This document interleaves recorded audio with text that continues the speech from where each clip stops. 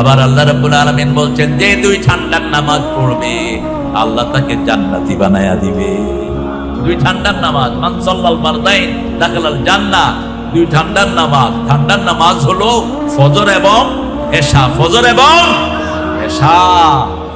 আবার রাসূল সাল্লাল্লাহু আলাইহি ওয়াসাল্লাম বললেন, আবু দাউদ, লা ইউলিজান নার মান সাল্লা ক্বাবলা তুলুই শামসি ওয়া ক্বাবলা গুরুবিহা। আগুন তাকে কখনো স্পর্শ করবে না যে সূর্য ওঠার আগে আর সূর্য ডুবার আগে নামাজ পড়বে। আগুন কখনো তাকে স্পর্শ করবে না। আজকে বেশ কিছু হাদিস পড়ছিলাম এশাকের নামাজের ব্যাপারে। কোন নামাজ? এশাকের নামাজ চিনেন? চাস্ত যেটাকে বলা হয় ফার্সিতে। এশাক মানে হলো শুরু থেকে সূর্য ওঠার পরে যখন গরম হতে থাকে, এই সময় থেকে সূর্য একদম মাথার উপরে আসা পর্যন্ত এটা হলো এশাকের সময়। রাসূল এই সময় কখনো 2 রাকাত, কখনো 4 রাকাত, কখনো 8 রাকাত নামাজও পড়তেন। আবার রাসূল সাল্লাল্লাহু আলাইহি ওয়াসাল্লাম বলছেন, কেউ যদি জাদু থেকে নিজেকে মুক্ত রাখতে চায়, কালো জাদু থেকে সে যদি মুক্ত থাকতে চায়, তাহলে সে 3টা কাজ করবে। কয়টা কাজ?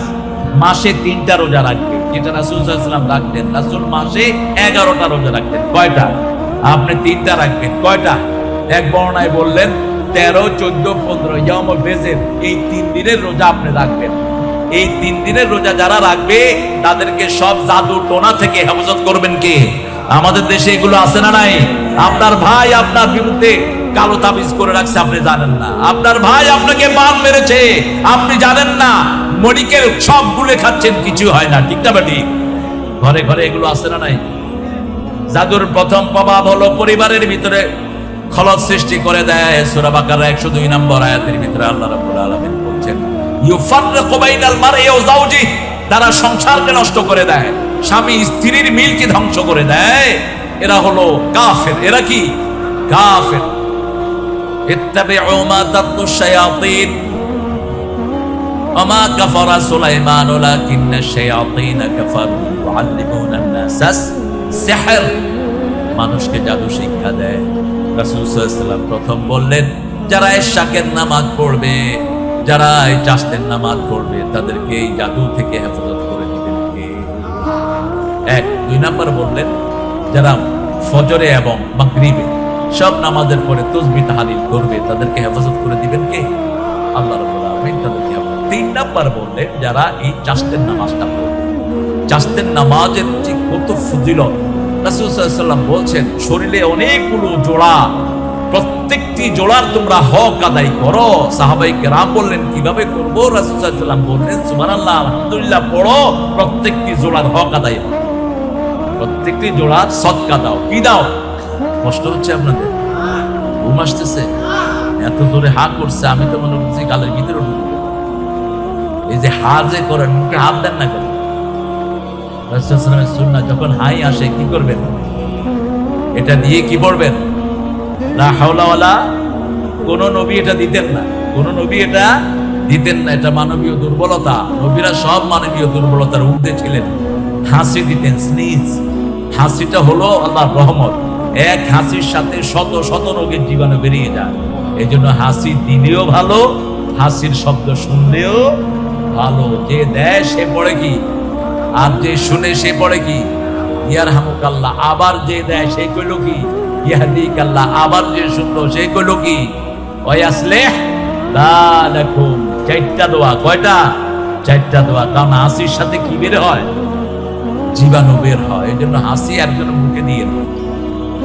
কোন বদ্ধ ঘরে এমন জোরে হাসি দেয় আরেকজন গোসল শেষ, এটা যেন না হয়। এটা অত্যন্ত বেয়াদবি।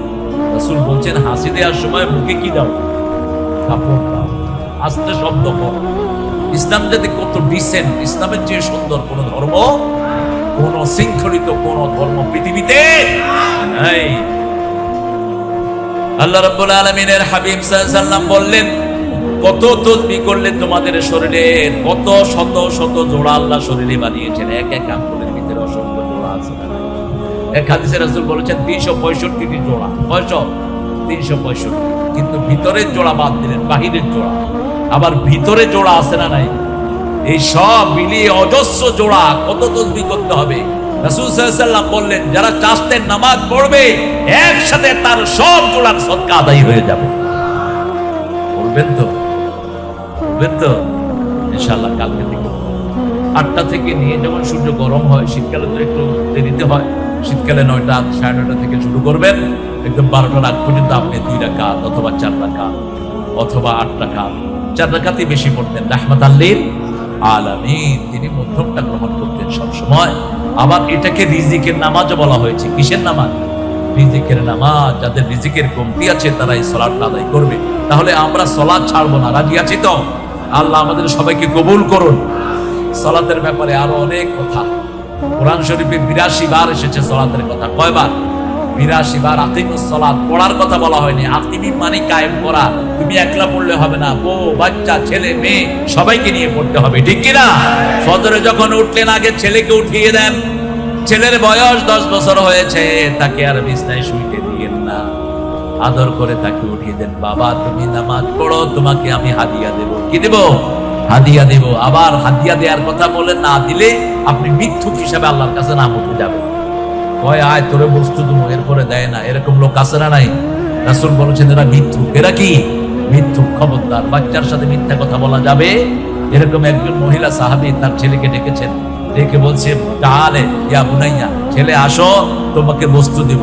রাসূল সাল্লাল্লাহু আলাইহি ওয়াসাল্লাম পরে মহিলাকে ডাকলেন, ডেকে বললেন তুমি কি তারে কিছু দিছো? কয় হুজুর দিছি। কি দিছো? ওই খেজুর দিছি। বলছে যদি না দিতা তাহলে মিথ্যুক হিসাবে তোমার নাম উঠে যেত। খবরদার, বাচ্চাদের সাথে কোন রকমের মিথ্যা কথা বলা যাবে না। ওটা প্রমিসটা পূরণ করবেন। আপনি যা ওয়াদা দিবেন সেটা পূরণ করবেন। আপনি তাকে আদর করে করে নামাজে নিয়ে যান, আদর করে নামাজে নিবেন। কিছুদিন পরে যখন সেজদা দিবে মোহাব্বত পয়দা হবে কার? এটাই হলো হিকমত। আল্লাহর মোহাব্বত পয়দা হয়ে যাবে। আপনার মেয়েকে উঠায় দেন, মেয়েকে উঠাবে মা। কারণ মেয়েরা কোন সময় কোন অবস্থায় থাকে এটা সবচেয়ে ভালো জানেন কে? মা জানেন। আপনি বাপ হয়ে অ্যাডাল্ট মেয়ের রূপ দিয়েও যাবেন না। রাসূল সাল্লাল্লাহু আলাইহি ওয়াসাল্লামকে আল্লাহ রাব্বুল আলামিন আয়াত দিয়ে বুঝালেন সূরা নূর, লা তাদখুলু বুয়ুতান গায়রা বুয়ুতিকুম হাত্তা তাস্তানিসু ওয়া তুসাল্লিমু আলা আহলিহা। নিজের ঘর হোক অন্যের ঘর হোক, অনুমতি ছাড়া, সালাম দেয়া ছাড়া তুমি ঢুকবে? সাহাবায়ে কেরাম বলেন ইয়া রাসূলুল্লাহ, মায়ের ঘরে ঢুকতে অনুমতি লাগবে নাকি? আমার মা যিনি আমাকে পেটে ধারণ করেছেন, ওগো মা তুমি এই ধরনের শ্রেষ্ঠ নেয়ামত, তোমারই পদতলে রয়েছে জান্নাত। মা, রাসূল সাল্লাল্লাহু আলাইহি ওয়াসাল্লাম বললেন আতুরিদু আন তারা উম্মাকা উরিয়ানা, would you like to see your mommy nude? তুমি কি তোমার মাকে উলঙ্গ দেখতে চাও?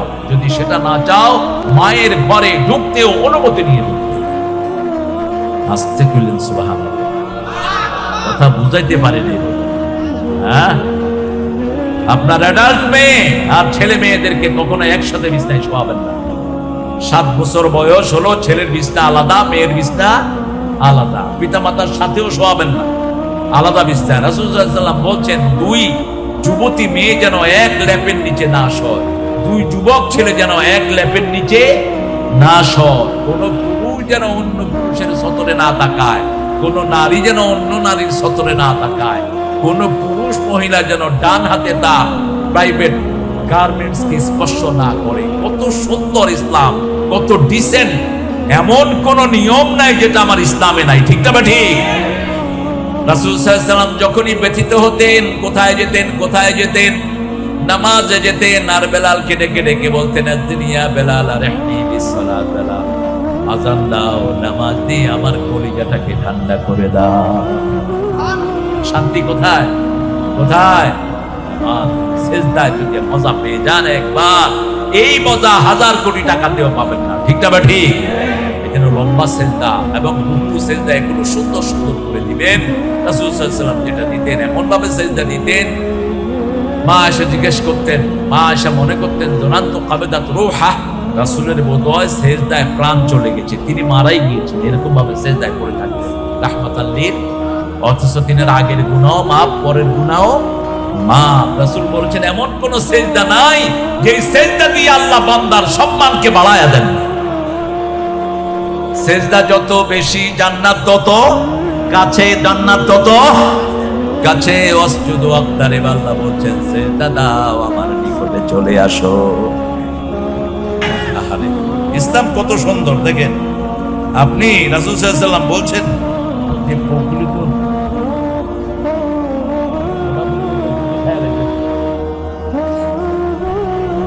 আমি টের ফাইলে তো আগে টের ফাইলে তো মাহফিলে হইতো না। আর সবাই অন্ধকারে আমাকে যদি না দেখে খারাপ লাগতো না তো? এই জন্য একটু পোক আসবে, আর পোক তো আমাদের কারণেই হচ্ছে। আমরা সব ব্যাংক খাইয়া ফেলাইছি, আর পোক এখন আমাদের, এটা আমাদের হাতের কামাই, ঠিক না? ঠিক। রাসূল বলেছেন ব্যাংক খাইও না, ব্যাংক মেরো না, কচ্ছপ মেরো না।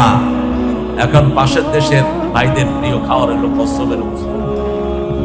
হ্যাঁ, শাহজালাল মাজারের ওখানে কচ্ছপ আছে, এগুলো আইনা বেঁচে হালাল অনেক টাকা পাই। এক এক কচ্ছপ ওটারে মানে করে খোদা, ওটারে খাওয়া দেয় মানতের নিয়ত করে, ওটারে খাওয়ায়। তো দুনিয়াও শেষ, আখেরাতও শেষ। ওটা কচ্ছপ, ওটারে আইনা বেঁচে ফেলা। কচ্ছপে এরকম মাজারে খাইতে খাইতে এক একটা এরকম রিটায়ার্ড অফিসারের মতো। যাকাত 10 কোথা থেকে? আপনার যে জমিতে চাষ করবেন, যদি আল্লাহর ফসলে, আল্লাহর পানিতে ওটা ফসল হয়, 10 মনে 1 মন কারে দিবেন? গরিবের। কারে দিবেন? গরিবের দেন। ইয়াউমা হাসাদিহি, যেদিন ফসল কাটবেন সেই দিন দিবেন। এটা কার আইন? কার আইন? ধরে নিবেন না ফসল। ইয়াউমা হাসাদিহি, when you gonna cut it, you have to give it to the poor people. ওই 8টা খাত আল্লাহ সূরা তওবার 60 নম্বর আয়াতে বলছেন, ওই 8টা খাতের লোকদেরকে আপনি দিয়ে দিবেন। সেখানে যদি আপনার ভাই পড়ে, ভাইকে দিবেন। তবে ভাইকে আপনি কইেন না তোরে যাকাত দিছি, ভাই কইব তুই যাকাত তুই খা। কারণ আত্মমর্যাদা বোধ সবার আছে না নাই? ভাই মুখ ফাটে তো মুখ অভাব। ভাই গোপনে গিয়ে ভাইয়ের হাতে 10,000 টাকা দিয়ে আসেন, বলে ভাই আপনাকে হাদিয়া দিলাম। রাসূল বলছেন ডাবল সওয়াব পাবা তুমি, যাকাতের সওয়াবও পাবা, দানের সওয়াবও পাবা, আল্লাহ তোমার হায়াতও বাড়ায়া দিবে। এক সাহাবী গিয়ে বলতেন, ইয়া রাসূলুল্লাহ, আমি চাই আমার হায়াত বেড়ে যাক।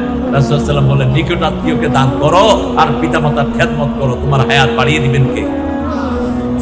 3 নাম্বার বিষ। যদি আপনি নিজে পানি শেষ করেন, নিজে কষ্ট করে করে ফসল ফলান, তাহলে 20 মনে 1 মন। 20 মনে, এটার নাম হলো ওষুধ। এটার নাম কি? ওষুধ। 4 নাম্বার, 25টা ছাগল আপনি পালেন। কয়টা? 25টা ছাগল, 30টা ছাগল, 100টা ছাগল আপনার। ছাগল নিজে পয়সা দিয়ে কিনে ছাগলের খাওয়ার না, ছাগল মাঠে ময়দানে খায়। এরকম 25-30টা ছাগল হলে একটা ছাগল আপনি গরিবের যাকাত দিয়ে দেন। সুবহানাল্লাহ কইলেন না? একটা ছাগল কারে দিবেন? গরিবরে দিবেন। আর যদি নিজে খাওয়ান, কোনো কিছু দেওয়ার দরকার নাই। ইসলাম কত সুন্দর দেখেন। কারণ এখন তো গরুর খাদ্য, ছাগলের খাদ্যের দাম বেশি না কম? এবার বলছেন তোমার যদি 30টা গরু থাকে, 30টা উট থাকে, ওগুলো যদি সরকারি চারণভূমিতে খায়, তাহলে তুমি একটা উট 30টা থেকে কাকে দাও? গরিবকে দাও।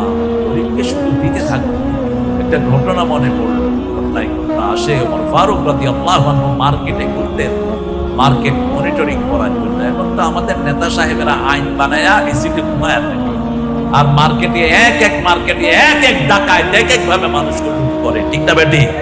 একই বাজারে এখানে আলুর দাম 75, ওখানে 65, আর এখানে 80, আছে না নাই? কথা বল না কেন? ডিমের হালি একই জায়গা, একই দোকানে দেখেন, এখানে হলো 15 টাকা একটা ডিম, ওখানে হলো 12 টাকা, ওখানে 11 টাকা। কোনো মনিটরিং নেই। আবার ইচ্ছা মতো বিভিন্ন শয়তান ব্যবসায়ী গুলো হঠাৎ করে সংকট সৃষ্টি করে আলুর দাম বাড়ায়া দেয়, ঠিক না ঠিক? রাসূল বলছেন, এই যারা কৃত্রিম সংকট সৃষ্টি করে, এরা তাদের সব টাকাও যদি আল্লাহর রাস্তায় দান করে দেয়, মানুষের আযাব থেকে, আল্লাহর আযাব থেকে এরা কখনো নিষ্কৃতি পাবে না। এরা মানুষকে ক্ষতি করেছে। হঠাৎ করে ছড়িয়ে দিল বাজারে লবণ নাই, হয় না? বোধ কি করেন আপনারা যারা দেশ চালান? মোজাম্মেল ভাই থাকলে ভালো হতো। এই সমস্ত সংকট সৃষ্টিকারীদেরকে নিয়ে জেলখানায় নিয়ে ফাঁসি দিয়ে দাও। শয়তান। এরপরে ফরমালিনের অত্যাচার তো নাই। আমার এক বন্ধু বাজারে গিয়ে কয়, ভাই বেশি ফরমালিন মাছ যেটা, এটা আমার মাছ আলাদা মনে করছে, ঠাট্টা করতেছে। কয় না, আমি সত্য করে বলতেছি। কয় কেন ভাই? কয় ফরমালিন বেশি দিলে অন্তত আমি মারা গেলে লাশটা কবরে খাইব না, এই জন্য এখনই ফরমালিন বেশি খাওয়া যাবে না। আবার মলম পাটি বাইরে, দেখেন মলম দিয়ে দিছে পুলিশের চোখে, পুলিশ শেষ। ক্লোরোফর্ম গ্যাস মুখে চাইপা ধরছে, এমন ভাবে জ্ঞান গেছে আর জ্ঞান ফিরে আসে, তারপরে তো অ্যাকশন নাই। ধরেন এদেরকে, এরা যদি অভাবের কারণে করে, এদেরকে খাওয়ায়া অভাব দূর করে দেন, ঠিক না বেটি? চোরের হাত কাটা যাবে কখন? যখন সব মানুষের পেটের অন্যের সংস্থান আপনি করবেন। কোন চোর যদি পেটের ক্ষুধায় চুরি করে, ওটার জন্য দায়ী হব ওই এলাকার দায়িত্ববান ব্যক্তি। কেন তোর এলাকায় এ না খেয়ে আছে, তুই জবাবদিহি কর। মিশরে একবার দুর্ভিক্ষ শুরু হলো, ওমর ফারুক রাদিয়াল্লাহু লিখিত আইন করলেন, এই কোন চোর যদি ধরা পড়ে এখন তার হাত কেটে দিও না, জিজ্ঞেস করো সে পেটের ক্ষুধায় চুরি করেছে নাকি। যদি পেটের ক্ষুধায় চুরি করে, তাকে খাওয়ায়া বিদায় করে দাও, কোনো শাস্তি দিও না। সুবহানাল্লাহ, ইসলাম কত বাস্তব। এজন্য আমার আল্লাহ বলছেন, ইন্নামা ইয়ামুরু মাসাজিদাল্লাহি মান আমানা বিল্লাহি ওয়াল ইয়াউমিল আখির ওয়া আকামাস সালাত ওয়া আতাজ যাকাত ওয়া লাম ইয়াখশা ইল্লাল্লাহ। আল্লাহ ছাড়া কাউকে ভয় করা যাবে? ভয় করবেন কাকে? আল্লাহকে ভয় করবেন। আপনি যদি বলেন যে আমি ইসরায়েলকে ভয় করি, আল্লাহরেও ভয় করি, আপনি মুশরিক। ভয় কোনো শিরক নাই, ভালোবাসায় শিরক আছে। 5টা ভালোবাসা আমাদেরকে দিয়েছেন কে? আল্লাহ। আল্লাহ বলছেন, যুইয়ানা লিন-নাসি হুব্বুশ শাহওয়াতি মিনান নিসা ওয়াল বানিন ওয়াল কানাতিরিল মুকাদ্দারাতি মিনাদ যাহাবি ওয়াল ফিদ্দা ওয়াল খাইলিল মুসাওয়ামা। ছোট বাচ্চারা খেলাধুলা করতেছে, ভালো। বাচ্চাগুলোকে মসজিদে নিয়ে যাবেন। টার্কির মসজিদগুলোতে লেখা, যেখানে যে মসজিদে বাচ্চার কলরব শোনা যায় না, ওটা মরা মসজিদ। কি মসজিদ? মরা মসজিদ। বাচ্চাগুলো হলো আমাদের পরের জেনারেশন, ঠিক না ঠিক? এরা মসজিদে যাবে, একটু কলকাতুরি করবে। বুখারীতে হাদিস এসেছে, রাসূল ফজরের সময় নাস ফালাক দিয়ে ফজর শেষ করেছেন। সাহাবায়ে কেরাম বললেন, ইয়া রাসূলুল্লাহ, এত শর্ট সূরা নিলেন কেন? আপনি তো সবচেয়ে লম্বা সূরা ফজরে পড়েন, 30 আয়াত, 40 আয়াত, 60 আয়াত, 80 আয়াত, 120 আয়াত পর্যন্ত পড়েন 2 রাকাত ফজরের ফরজে। এত শর্ট করলেন কেন? রাসূল সাল্লাল্লাহু আলাইহি ওয়াসাল্লাম বলছেন, তাকবীরে তাহরিমা বেঁধেছি, আমার কানে শিশুর কান্না ভেসে এসেছে, আমার মনে হয়েছে ওই শিশুর মা আমার পিছনে নামাজে দাঁড়ানো। আরো আস্তে কন্যা সুবহানাল্লাহ। আর যখন ঘরে নামাজ পড়তেন, এক পাশে হাসান আর এক পাশে হুসাইন, 2 জন রাসূলের সাথে নামাজ পড়ে পড়ে জান্নাতের ইমাম হয়ে গেছে। রাসূলের প্রথম নামাজ ঘরের নামাজ, এক পাশে মা খাদিজা, আরেক পাশে আলী, মধ্যখানে রাহমাতাল লিল আলামিন। আপনি আপনার বিবির সাথে নামাজ পড়েন, বিবির নাম ধরে দোয়া করেন, বিবিকে তুচ্ছ তাচ্ছিল্য করে রাখবেন না। রাসূলের সুন্নাহ, কোন বিবিকে তিনি তিরস্কার করতেন না, অ্যাপ্রিসিয়েশন দিতেন। What a beautiful work you have done, my better half, my spouse. তুমি কত সুন্দর কাজ করেছো। Whole day you are working for my family. সারা দিন তুমি আমার ঘরের জন্য কাজ করো, অ্যাপ্রিসিয়েশন দেন। খুশি হবে না বেজার? খুশি হবে। আসলেই তো খাটে। আমাদের মেয়েদের মতো পরিশ্রমী মেয়ে দুনিয়ার কোন দেশে কথা বল না কেন? আপনি সৌদি আরব যান, মাইয়ারা একদিন রাতে মাইয়া আরেকদিন জামালে কয়, উদখুল ফিত তাবাখ মিনাল ইয়াওম আনতা তাবাখ। আজকে তুই বাবুর্চি, আমি খাবো, তুই ডাক। আর আমাদের সারা বছর রাঁধে কে? মেয়েরা কাপড় ধোয় কে? মেয়েরা বাচ্চা ফালে কে? কিল খায় কে? মেয়েরা। আল্লাহ তো করে হেদায়েত করুন।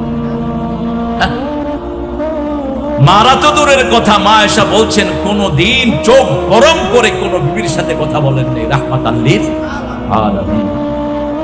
আমাদের মন খারাপ হলে সবার আগে আমাদেরকে আনন্দ দিতেন, রাহমাতাল লিল আলামিন। মা আয়েশা বলছেন, আমি রেসলিং দেখার খুব শখ ছিল আমার। রেসলিং দেখেন না আপনারা?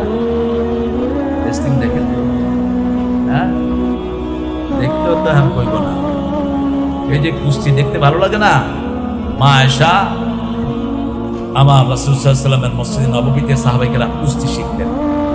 একদিন আয়েশা দেখে, মা আয়েশা এরকম করে পায়ের উপরে ভর দিয়ে, ঘরের উপর দিয়ে দেখতেছে যে ঘরের ফাঁক। রাসূল সাল্লাল্লাহু আলাইহি ওয়াসাল্লাম আস্তে করে ঢুকে ওনার পায়ের তলে নিজের রহমতের পা ঢুকায়, ওনার থুতনির নিচে নিজের নরম হাত দিলেন। মায়েশা একটু অপ্রস্তুত হলেন, বললেন তুমি ভালো করে দেখো মায়েরা, লালি তুমি ভালো করে দেখো, আমি ভালো করে দেখার ব্যবস্থা করে দেব। আমরা কি করি, আপনার ছেলেদেরকে বাহিরে খেলাধুলায় অভ্যস্ত করেন, আজকে মোবাইল ধ্বংস করে দিচ্ছে আমাদের পরিবার, ঠিক না ঠিক? মোবাইল ট্যাব সারাদিন বসে আছে, আঙ্গুলের সেন্সর শেষ, আঙ্গুলের সেন্সর শেষ, প্রত্যেক আঙ্গুলের সাথে হার্টের সম্পর্ক আছে না নাই? 60 বার করে আপনি টিপেন, দেখবেন হার্ট কি হালকা হয়। আঙ্গুলের মাথা টিপেন 60 বার, কয়বার? 60 বার। হার্টের কোনো ডিজিজ থাকবে না। মাথা, এটার সাথে হার্টের সম্পর্ক, এটার সাথে লিভারের সম্পর্ক, এটার সাথে মাথার ব্রেন গুলোর সম্পর্ক, আর সারাক্ষণ আঙ্গুলের সেন্সর শেষ, হার্ট শেষ। হার্ট হসপিটালে গিয়ে দেখেন কত ছোট ছোট ছেলেরা 15 থেকে 30 হার্টের রোগী, লিভারের রোগী, চোখে দেখে না, এরকম করে, আছে না নাই? এই ছেলেগুলোকে বহির্মুখী করে। গ্রামের বাড়িতে নিয়ে যান, শহরে তো খাঁচার ভিতরে থাকে, গ্রামের বাড়িতে নিয়ে এদেরকে খেলাধুলায় অভ্যস্ত করেন। আজকে আসার আগে আমার ছোট ছেলে আমারে বলতেছে, আবু ক্রিকেট খেলবো, বল কিনে দাও। 9 বছর। আল্লাহ, কার সাথে খেলবি? বাহিরে জোগায় লুচি কত। ঠিক আছে, তোর মা হলো হোম মিনিস্টার, হোম মিনিস্টারে যেটা কবুল করবে সেটা দেয়া হবে। ঘরের রানীকে মা, আপনি ওনাকে যথাযথ সম্মান দিবেন, তুচ্ছতাচ্ছিল্য করবেন না, তাহলে আপনার মেয়েদের মন খারাপ হবে। আপনি আপনার বিবিকে গালি দিলেন, রাসূল সাল্লাল্লাহু আলাইহি ওয়াসাল্লাম বিবিদেরকে গালি তো দূরের কথা, সুন্দর নাম ছাড়া কখনো ডাকতেন না। মা ফাতেমাতুজ জাহরা বলছেন, আমার আব্বার রুমে আমি যখন ঢুকতাম, আব্বা নিজে দাঁড়াতেন, দাঁড়িয়ে আমার কপালে চুমু দিয়ে আব্বা যে জায়গায় বসতেন ওখানে আমাকে বসাতেন, তিনি পাশে গিয়ে বসতেন। সুবহানাল্লাহ। আর একটু আসতে বলেন। সুন্দর সুন্দর নামে ডাকতেন, আমার জন্য হাদিয়া আনতেন। আবার আব্বা বলতেন, ফাতেমা আমার থেকে, আমার ফাতেমা থেকে, যে ফাতেমাকে কষ্ট দেয় সে আমারে কষ্ট দেয়। মেয়েদের জন্য দোয়া করতেন। আপনি বিবির জন্য দোয়া করবেন তো? কথা কন না কেন? দোয়া করবেন। আল্লাহ সূরা ফুরকানের 74 নম্বর আয়াতে ছেলেদের জন্য, বিবিদের জন্য একটা দোয়া শিখিয়ে দিয়েছেন। পড়েন, রাব্বানা হাব লানা মিন আজওয়াজিনা ওয়া যুররিয়াতিনা কুররাতা আ'য়ুনিন ওয়াজআলনা লিল মুত্তাকিনা ইমামা। হে আল্লাহ, আমাকে দেন আমার বিবি থেকে, সন্তান থেকে চক্ষু শীতলকারী, মানে নামাজি নামাজি নামাজি সালাতি বানায়া দেন। আমার সন্তানদেরকে আমাদের চক্ষু শীতলকারী বানায়া দেন, আর আমার ছেলে মেয়ে যা আছে তাদেরকে মুত্তাকিদের ইমাম বানায়া দেন।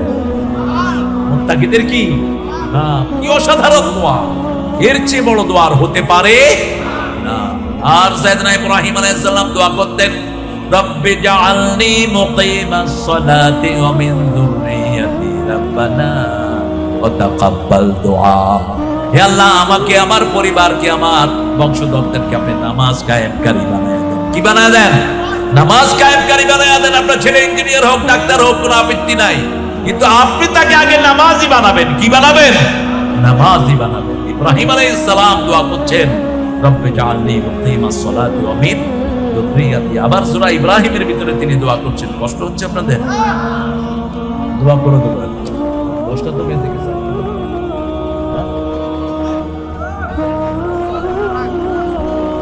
না,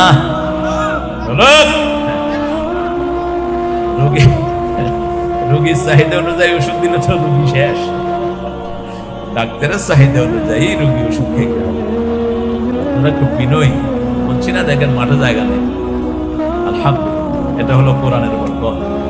আমরা সূরা তাওবার 23 নম্বর আয়াতটা মুখস্থ করি। পড়েন, ইন্নামা ইয়ামুরু, পড়েন, ইন্নামা ইয়ামুরু মাসাজিদাল্লাহি মান আমানা বিল্লাহি ওয়াল ইয়াউমিল আখির ওয়া আকামাস সালাতা ওয়া আতাজ যাকাত ওয়া লাম ইয়াখশা ইল্লাল্লাহ আসা আন ইয়াকুনু মিনাল মুত্তাকিন। আল্লাহু আকবার।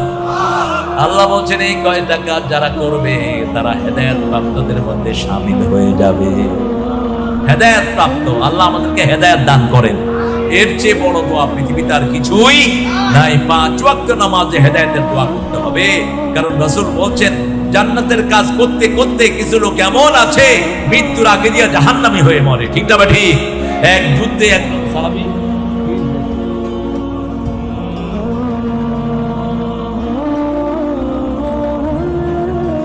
চুপ। দেখলে তুই শুধু তুমি কে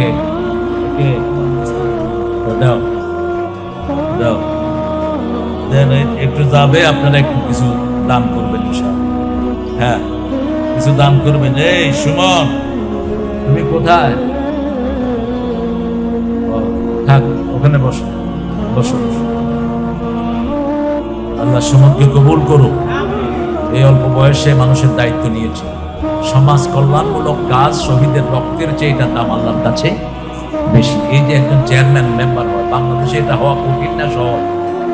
কথা কন না কেন? আমার বাপ এমপি ছিল, আমি জানি এটা কি করি। রাত 3টার সময় এসে কয়, এমপি সাহেব দরজা খোলেন, বউ বাইর করে দিচ্ছে। যদি খুলতে দেরি হয় আগামীবার কেমনে এমপি হন আমরা দেব। ভাব কি সে তোর বোর কয় আমি বোর সাথে ঝগড়া লাগছি, বোর বাপের বাড়ির খাটে শুইয়া ঝগড়া করতেছি। বউ কয় আমার বাপের খাটের থেকে নাম। এরকম মগা আছে না নাই? তো যৌতুক খাবি তো অপমান হবেই। ইন্নামা ইয়ামুরু মাসাজিদ আল্লাহ, যারা আল্লাহর মসজিদকে আবাদ করবে। আপনারা মসজিদ আবাদ করবেন তো? হাদিসে কুদসিতে রাসূল বলছেন 2 প্রকার লোকের জন্য দুনিয়া টিকে আছে। কয় প্রকার? আমিরুনাল মাসাজিদ, যারা মসজিদ আবাদ করে। মুস্তাগফিরিনা বিল আসহাব, শেষ রাতে উঠে যারা গুনগুন করে আল্লাহর কাছে কাঁদে। এই 2 প্রকার লোকের জন্য দুনিয়া আল্লাহ টিকিয়ে রেখেছে। আল্লাহ আমাদেরকে এই 2 প্রকার মধ্যে শামিল করে দেন। আরো জোরে বলেন আমিন। আমরা তাহলে 1 নাম্বার, আমরা মসজিদ আবাদ করব। কি আবাদ করব? মসজিদ আবাদ করব। মসজিদ যেন মুসল্লি ভরপুর থাকে। আশেপাশে যারা আযান শুনেন মসজিদে যান না, রাসূল বলছেন আমি চাই ওদের ঘরগুলো আগুন দিয়ে জ্বালায়া দিতে। শুধু আমি পারি না, শিশু এবং মেয়েদের জন্য। রহমতের নবী বলছেন, জিনাকে পাথর মারার পরেও যিনি বদদুয়া করেন নাই, তিনি বলছেন যারা আযান শুনে মসজিদে আসে না, আমার মন চায় আগুন দিয়ে তাদের ঘরগুলো জ্বালায়া দিই। এক অন্ধ সাহাবী রাসূলের কাছে এসেছেন, ইয়া রাসূলুল্লাহ, আমার বাসা অনেক দূর, আমি জামাতে না আসলে হবে? রাসূল সাল্লাল্লাহু আলাইহি ওয়াসাল্লাম বললেন হ্যাঁ হবে। পরে ডাকলেন, এই শোনো, আতাসমাউল আযান, তুমি আযান শুনো না শুনি, তাহলে মসজিদে আসতেই। অন্ধ অন্ধ কি অন্ধ? বলছেন ইয়া রাসূলুল্লাহ, মসজিদের পাশে আমি ঘর বানাই। বলছেন না, 3টা জিনিস মানুষের গুনাহ কমায়। বুখারীর বর্ণনা, কাসরাতুল খুতুওয়াত ইলাল মাসাজিদ, অধিক কদমে মসজিদের দিকে যাওয়া। ইন্তিজারুস সালাত ইলাস সালাত, এক নামাজ থেকে আরেক নামাজ পর্যন্ত অপেক্ষা করা। ইসবাহুল উযু আলাল মাকারিহ, কষ্টের সময় ওযু করা। এই 3 কাজে মানুষের গুনাহ কমতে থাকে। মসজিদে দূরে হেঁটে যাবেন, যত দূর হাঁটবেন তত দূর পর্যন্ত আপনার গুনাহ কমবে, জান্নাত সামনের দিকে চলে আসবে। ঢুকো, এখানের মানুষ খুব ভদ্র। হ্যাঁ,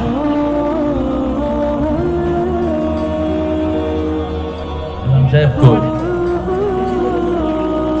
ইন্নামা ইয়ামুরু মাসাজিদ আল্লাহি মান আমানা বিল্লাহি ওয়াল ইয়াউমিল আখির, আখিরাতকে চোখের সামনে রাখবেন। ইয়াউমা ইয়াকুমুন নাসু লিরাব্বিল আলামিন। কোন পীরের মুরিদ হয়ে আপনি নাজাত পাবেন না। না, কোন পীরের মুরিদ হয়ে নাজাত পাবেন না। কোন নবীর উসিলা দিয়ে আপনি নাজাত পাবেন না। নাজাতের মালিক কে?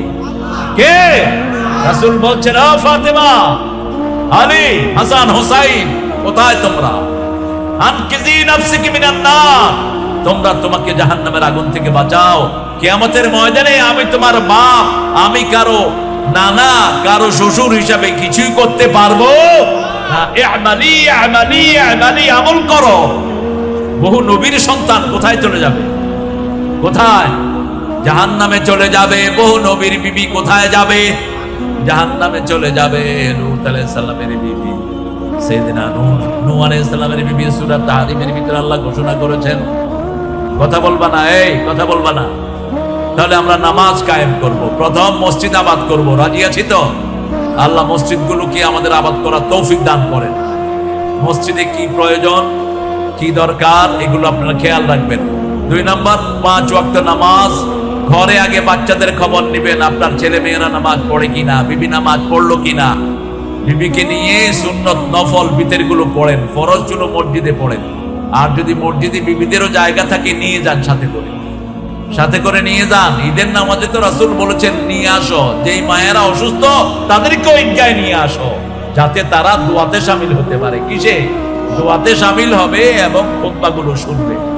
মসজিদের একটা সামাজিক জায়গা। এখন আমাদের মেয়েরা বাজারে যায় না বোধহয়, না? কথা কন না কা? বাজারে দুনিয়ার সর্বশ্রেষ্ঠ জায়গা কোনটা? মসজিদ। আর সবচেয়ে খারাপ জায়গা কোনটা? বাজার। তো বাজারে যাইতে দেন, মসজিদে দেন না কেন? মসজিদে ব্যবস্থা করে দেন। মসজিদে আসলে অন্তত মনটা তো নরম হবে, মসজিদে আসলে অন্তত রুকু সেজদা তো দিবে, ঠিক না বেটি? বাজারে গেলে তো দিনও শেষ, দুনিয়াও শেষ। 3 নাম্বার যাকাত। শরীরের যাকাত হলো রোজা রাখা। সম্পদ আছে যাদের, যাকাত দেয় না, আল্লাহ রাব্বুল আলামিন ওদের জন্য কি বলছেন শুনেন। ওয়াইলুল লিকুল্লি হুমাযাতিল আল্লাযী জামাআ মালাহু ওয়া আদ্দাদাহু ইয়াহসাবু আন্না মালাহু আখলাদাহু কাল্লা লায়ুনবাযান্না ফিল হুতামা মা আদরাকা মাল হুতামা নারুল্লাহিল মুকাদা আল্লাতী তাত্তালিউ আলাল আফইদা ইন্নাহা আলাইহিম মুসাদাহ ফি আমাদিন মুমাদ্দাদা আল্লাহুম্মা আজিরনা মিনান নার। পড়েন আল্লাহুম্মা আজিরনা মিনান নার, আল্লাহুম্মা আজিরনা মিনান নার ওয়াদখিলনাল ফিরদাউসা মা'আল আবরার। আল্লাহ বলছেন আকারে ইঙ্গিতে যারা মানুষকে অপমানিত করে, মানুষের গীবত করে, তাদের জন্য ওয়াইল। তাদের জন্য কি? ওয়াইল। কটাক্ষ করে মানুষ। ওয়াইলুল লিকুল্লি হুমাযাতিন লুমাযা। পরোক্ষ এবং প্রত্যক্ষ। পরোক্ষ এবং প্রত্যক্ষ। গীবত হলো 4 প্রকার। কয় প্রকার? গীবত বিল লিসান, জিহ্বা দিয়ে গীবত। গীবত বিল কলব, অন্তর দিয়ে গীবত। গীবত লিল ইশারা, ইঙ্গিত দিয়ে গীবত। গীবত বিল কিতাবা, কিতাব লেখনের মাধ্যমে। এখন ফেসবুকে যারা এক হুজুরের বিরুদ্ধে লেখে, এরকম বেয়াদব আছে না নাই? তুমি তো নিজে কুল হুয়াল্লাহ পড়তে পারো না, আরেক আলেমের ভুল ধরো কেমন? হ্যাঁ, কিছু আলেম নামের অখাদ্য কুখাদ্য বাংলাদেশে আছে, যেগুলো ইসলামকে মিসপ্রেজেন্ট করে, নোংরা আছে না নাই? নাচানাচি করে, জিকির। তোর নাচানাচি বন্ধ করবে। যাকা শয়তান। মা আয়েশার সামনে একজন সাহাবী, ছোট সাহাবী গান গাচ্ছিলেন আর এরকম করতেছিলেন। মা আয়েশা বলেন যাকা শয়তান, এটা শয়তান, এটা গানের সাথে নাচতেছে। নাচানাচি, কুদাকুদি ইসলামটাকে একটা খেলনার পাত্র বানিয়েছে, আছে না নাই? আল্লাহ সমস্ত শয়তানদের থেকে আমাদেরকে হেফাজত করুন। আরো জোরে বলেন আমিন। যারা হক্কানি আলেম, এদের বিরুদ্ধে কথা বলবেন। আপনার লেখনী 1000 বার সতর্কের সাথে লেখেন। একজন আলেম যদি ভুলও করে, ওটা আপনি লেখলেন, আপনি গীবত করলেন, ঠিক না ঠিক? রাসূল সাল্লাল্লাহু আলাইহি ওয়াসাল্লামকে জিজ্ঞেস করলো মা হুয়াল গীবা। রাসূল সাল্লাল্লাহু আলাইহি ওয়াসাল্লাম বললেন, তুমি তোমার কোন ভাইয়ের দোষ তার অগোচরে বর্ণনা করা, যেটা তিনি পছন্দ করেন না, ওটার নাম কি? ওটার নাম কি? বলছি কি রাসূলুল্লাহ, ওটা যদি তার মধ্যে থাকে, বলছে থাকলেই তো গীবত। আর যদি না থাকে তাহলে কি? মিথ্যা তুহমত। তাহলে কি? মিথ্যা তুহমত। খবরদার, এই যে লেখাটা আপনার থেকে যায়। আমাকে কিছু ভাই বললেন আমি ইহুদি। একজন আলেমও আছেন এটার ভিতরে। ওই আলেমের ভাতিজারে পাইলাম আমি এখানে। ওনার ভাতিজা আমার সাথে আমার আগে দিয়ে মাহফিল করতে গেছে। তো লোকেরা বললো হুজুরের ভাতিজা। আল্লাহ তোমার চাচা তো আমার ইহুদি কইছে। কয় চাচা ফাঁড়া। না, চাচারে ফাঁড়া কয় না, চাচারে বুঝাইয়া দিবা। কাউকে যদি আপনি কোনো গালি দেন, কোনো তহমত দেন, সে যদি সেটা না হয়, যে দিল সে কি হলো? সেটা হয়ে গেল বুখারীর বর্ণনা। আপনি কাউকে ফাসিক বলেছেন, ফাজের বলেছেন, কাফের বলেছেন, এটা বলেছেন, সেটা বলেছেন, সে যদি না হয়, কে হয়ে গেল? যে বলবে সে হয়ে গেল। খবরদার। তার একজনে ভালো জবাব দিছে যে উনি তো ওনারে ইহুদি কইলেন, ওনার দাওয়াতে এ পর্যন্ত অসংখ্য হিন্দু, খ্রিস্টান, মুসলমান হয়েছে, আপনার দাওয়াতে তো একজন হয়। জাকির নায়েককে বলছে অনেকে ইহুদির দালাল। জাকির নায়েকের হাতে বহু হিন্দু মুসলমান হয়েছে কিনা? কথা কন না কেন? আরেকজন আল্লাহর ওলি দুনিয়া থেকে বিদায় নিয়েছেন, যার হাতে একসাথে 52 জন হিন্দু কালেমা পড়ে মুসলমান হয়েছে। হাজারের উপরে লোক বৌদ্ধ, খ্রিস্টান, হিন্দু তার হাতে কালেমা পড়েছেন, আল্লাহ তাকে আপনি মাফ করে দেন। আমরা সবাই মানুষের কাছে ইসলামকে পৌঁছিয়ে দেব, আমরা এক হব। আমরা যারা কালেমা পড়েছি আমরা এক, আমরা কি এক? আমরা যারা মসজিদে যাই আমরা কি এক? আমরা যারা আল্লাহর সিস্টেম অনুযায়ী